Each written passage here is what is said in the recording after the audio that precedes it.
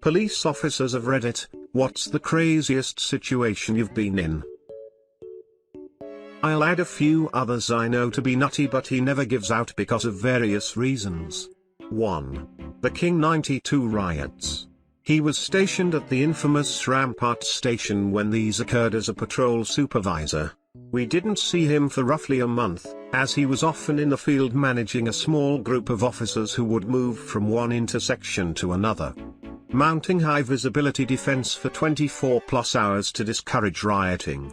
This job amounted to them finding a high ground they could park the patrol cars in. Half the officers would then stand around the cars in tactical gear while the other half slept in the cars. 2. Frankly, I'd say his entire 9 years at Rampart were insane. The whole Rampart scandal broke out during his time there, and he obviously knew and worked with most of them at some point. I knew a few of them from spending a lot of time at the station LAPD get-togethers. Some of the most surreal bullshit happened as part of this scandal, and the movie is a goddamn travesty, not just for that meme-worthy armor, but the fact it didn't tackle the wild shit that went down. 3. Prior to Rampart he did a stint with Air Division. He relates that often as the officer, he would be strapped into a harness and then would step out of the helicopter while it was flying, and would stand on the landing skid, leaning out until the harness supported him. This was 83 to 86. He spent most of the LA Summer Olympics like this. 4. The one shooting he speaks about was a situation that unfortunately isn't the rarest for police, but scares the piss out of me to think about. And added to my father's existing PTSD issues from Vietnam. He and his partner were called to a domestic dispute. The neighbors called in because it was getting louder than usual. They parked on the street at the end of the driveway to the home, and the moment they exited the car, the man pushed his wife and 2 kids out the door on the end of a shotgun. They all proceeded to have a shouting match while the man continued to hold his wife and kids at gunpoint. They were pleading of course for him to put it down, let them go, and everything could be sorted out peacefully then. He wasn't having it. During the argument, the man pointed the shotgun at my father and his partner and fired at them. My dad and his partner returned fire at the same time. My dad ended the story there for many years, saying the man died there, either my shot or my partner's connected. My mother filled in the blanks, the partner's shot went high. My dad's got him in the chest, just below the shoulder. He was dead before EMTs arrived. About 20 years afterwards he finally opened up about the PTSD he had from this incident. We were right, and every day I think about it, there's nothing I would change about what we did. Given all the circumstances, it was the right decision. If he was willing to attempt to gun down the police, we couldn't know what would happen to his family after he had shot us. Still, I shot him and killed him while his wife and young kids stood right next to him. They might someday understand why I did what I did, might understand what a bad person their dad was, but I still killed their dad, right in front of them. Now that I'm a father too, I get exactly where he's coming from and why he can't shake the circumstances, even though he is convinced he did the best he could with the situation. I ain't a cop, but my dad is, and this happened when I was on a ride along with him quite a few years ago, relatively short one this time. After eating our lunch, we went down to a runoff point so he could finish some of his reports. That's usually why you see a lot of cops on the side somewhere that isn't directly connected to the main road. I was on my phone watching some videos, when he got called in to check something that was happening up the road. I was sitting in the car the entire time this happened. Headed up the road to a construction site. By that time it had been active but non-progressing for 5 years. Where a bunch of people were just standing around looking weird, dressed in weird suits and obvious fake construction costumes with fake hard hats. A representative of the construction company had called the police down when these people showed up and didn't say a single thing for hours. Backup arrived and about 6 cops were trying to get 24 people to say anything. After a half hour passed, every single one of the trespassers began to dance and music began to blare from portable speakers. It went on until the song ended. At which point one of the dancers stood up and said, "Danielle, Kyle has an important question for you. Everyone was motionless until the person who stood up started looking around and asked if either of those people were there. It took another 5 minutes before a threat of arresting everyone came to head and got the speaker to finally begin talking about what was going on. Turns out someone had hired a flash mob crew. They were a bigger thing back then, for a marriage proposal, but no one showed up. After all of that was done, my dad found out that the person who hired the flash mob did so to rob a jewelry store up the road and assumed that the flash mob would draw all the police to the site. Not having enough intelligence to realize a flash mob trespassing on a mostly empty machine-free yard wouldn't rank higher than an armed robbery of a jewelry store. The guy was clever in a yes, no kind of way. The idea was logical but the execution and targets were absolute dog shit. He bragged about it. And was stupid enough to think that saying you can't prove the flash mob was me. When literally no one asked him about the flash mob, he was smart but also extremely dumb. His name was actually Kyle, his wife is actually named Danielle, and he paid the flash mob crew with his own money. Dumb. I would pay to have a video of his lawyer's face. I doubt it was a fun day for them. Not an officer, Dad was. Told me about the one time he experienced a suspect dying on him. He only told me that he was chasing down one white kid, and he suspects him to be high as fuck because he's running fast as a dog on a rat. Kid tries to climb a gate or something, but Dad grabs him and boom. Kid's dead in his arms. Dad, a black police officer, starts thinking, ooh, fuck. They're gonna say I killed this white boy. This takes place in Florida, if that clears anything up. Probably won't.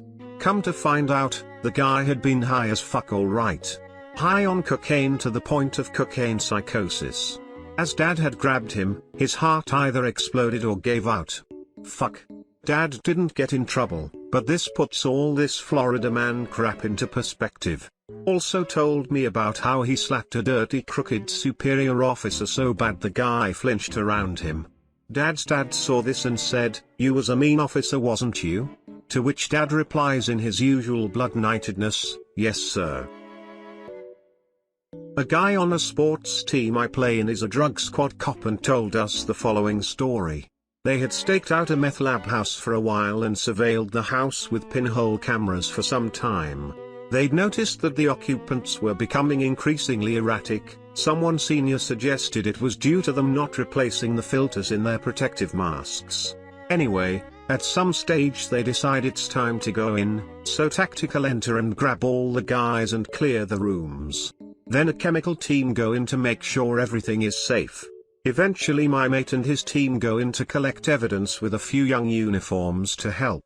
The house is a bit of a shambles but nothing too unexpected, until one of the uniforms picks up a large rubber dildo and starts playing around with it in front of everybody. The senior then tells him, "You know that while reviewing all the footage on this place we never saw any women entering or leaving this house, and why are you the only one not wearing gloves?" My uncle was called to a scene where there was a raccoon hit by a car but was still alive and making a ton of noise in a residential area. He got there with his cruiser and all they can do is finish the job. He went over it with his cruiser again. After a second it began crying out again. So he went over it a second time. Same shit. Still crying out, and at this point, he's feeling fucking awful. So he goes over it a third time and gets out and checks it out. The raccoon was finally dead. Then he hears someone yell from a window across the street, "I think you got it that time." My uncle was horrified and worried he'd get into trouble because I believe the correct action is to use your gun, but he didn't want to have to fill out the paperwork and clean his weapon for a small animal roadkill call. He did leave the patrol about a year later for a desk job because most of his calls were roadkill related or cultists in my crazy ass state. My brother is a cop and he often shares his stories with me. I guess I could say this story is NSFW. Anyways, he tells me that he received a call from a dispatcher saying that there has been screams reported in an apartment building. There were no other details. My brother reports to the scene, just outside the door of the apartment building. Sure enough, there's yelling. A lady is belligerently yelling, "Get it out, get it out." My brother pounds on the locked door. The lady eventually responds, saying I can't get to the door, please, help me. Maybe my son can get the door. I need to get it out. My brother waits a bit, still not knowing what's going on. He hears a voice of a little boy, saying that he can't reach the doorknob to unlock it. My brother talks him through some steps he can take to unlock the door. Finally, the little boy is able to unlock it. He opens the door. A violently putrid smell hits me brother immediately. The little boy seems clueless and quiet. My brother notices burnt spoons and drugs. My memory has failed me specifically which, scattered across the floor. He follows the voice to the room, still yelling, please help, get it out. He enters the room and there is blood splattered absolutely everywhere, the floor, the walls. He sees a man with his fist inside the yelling woman's vagina. She continues to yell. Get it out, I can feel the demon inside me, get it out. Not sure how the whole situation was de-escalated.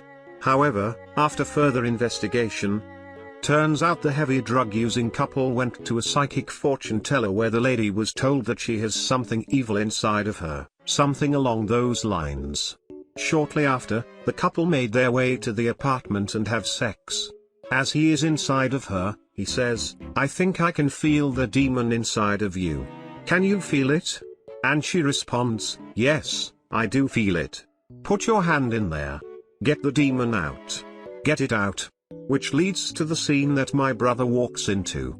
Dr. Heavy drug-using couple believe there is a demon inside the woman of relationship after a psychic reading. They have sex and both believe they feel the demon inside her. This leads to the man digging inside her vagina with his hand in order to evacuate said demon. My first day on the job with a small department, get an animal complaint at a house along the river. RP states there are some angry geese in her yard that won't let her out her door. My FTO, field training officer, and I roll up. Sure enough, a gaggle of 8 big angry geese in the yard are basically barricading the little old lady in her house. We try to make noise and scatter them. They have no fear and go on the offensive. We retreat to take cover behind the squad car as we formulate a plan. We decide we will use the dog control poles, which we normally use to wrangle loose dogs, to try and catch the geese while keeping them a safe distance from us. The FTO gives me the brand new pole that has yet to be used. The FTO and I both grab a pole and head back into battle. I get close to one and it takes off running. I follow in hot pursuit. I get within reach and make a diving leap with the pole and somehow manage to get the noose around its neck and pull it tight. As my body crashes to the ground, the pole falls free of my grasp. I watch in shock as the damn goose runs into the river dragging the brand new control pole behind. I figured the goose would slip the noose once in the water and the pole would go to the bottom of the river. Great, now the chief is gonna be pissed I lost the brand new pole in the river. Well, the next day we got a call from a bus driver reporting kids on the bus were upset that they could see a dead goose as they crossed the bridge and it appeared someone strangled it with some kind of polo F. Sure enough, that damn goose from the day before never shook the noose and managed to get the pole stuck on a piece of driftwood. Pulled the noose tight and strangled itself right in view of the school kids heading over the bridge on the bus. The FTO and I headed over to the boat launch and commandeered a pontoon boat, headed to the dead goose and plucked it from the river. The boater was not quite sure what to think of the whole ordeal, but we all ended up having a good laugh and I got our new animal control pole back. I never lived it down. TL. Doctor, got in an altercation with a goose, lost the department's new animal control pole, upset a bunch of kids on their way to school and commandeered a boat to retrieve the now accidentally dead goose.